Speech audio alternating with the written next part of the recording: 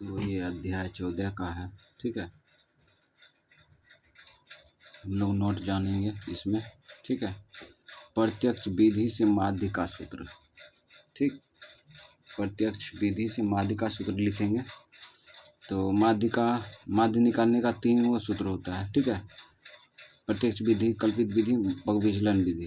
ठीक है, तीनों का लिखेंगे। तो हम लोग इसका लिख रहे हैं प्रत्यक्ष विधि से माध्य बराबर सूत्र होता है सिग्मा एफ एक्स बटे सिग्मा एफ। ठीक, ये सूत्र होता है माध्य बराबर सिग्मा एफ बटे सिग्मा एफ एक्स बटे सिग्मा एफ। ठीक, उसके बाद कल्पित माध्य विधि का सूत्र लिखें।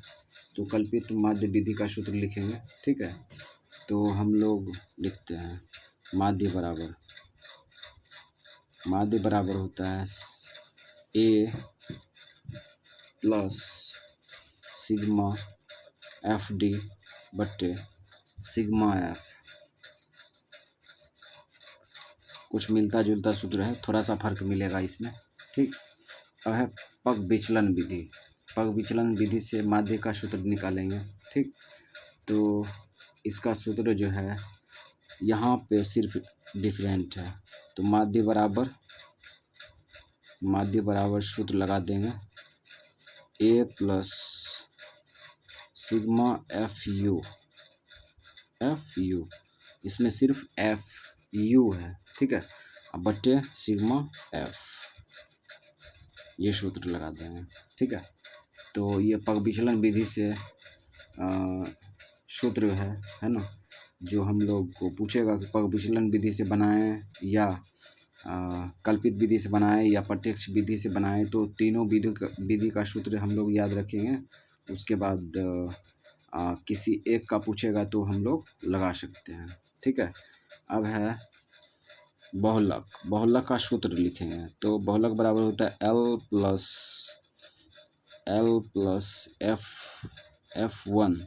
ठीक, माइनस एफ ज़ीरो बटा 2f1 minus f0 minus f2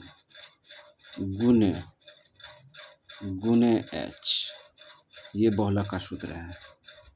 ठीक है, तो बहुलक का सूत्र हम लोग याद रखेंगे इसी प्रकार से। माध्य बराबर, अब है माध्य बराबर।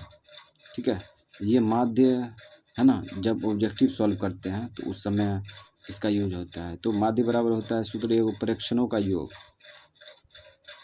ठीक है, प्रेक्षणों का योग बट्टे प्रेक्षणों की संख्या।